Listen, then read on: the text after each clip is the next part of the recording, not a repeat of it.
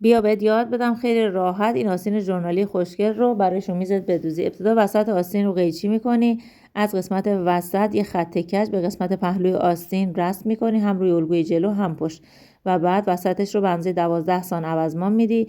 الگوی پشت رو معکوس الگوی جلو قرار میدی مقابل هم، که وسطش به صورت یک لوزی عوضمان داده بشه، و بعد روی پارچه دولا قرار میدی. باز پاس 1.5 سان برش میزنی. این دوتا محلی که با دست نشون میدم چرخ میکنید. خیلی ساده و راحت با فاصله 1 سان دوخت میزنید و بعد دوخت هم یه اتو میزنید و وسطش رو چند تا چرت میزنید. تو این قسمت رو میبینید چرت میزنید که آستین رو قشنگ وقتی به رو برمیگرده نشست آستین بهتر باشه، روش اتو میزنید و وسطش رو یه پیچ میدید. بالای تاج آستین رو یه بست میزنید. آستینتون به همین راحتی آماده است. حتما این پست رو لایک کنید، سیوش کنید و برای دوستاتون به اشتراک بذارید تا راحت برای خودشون بدوزن.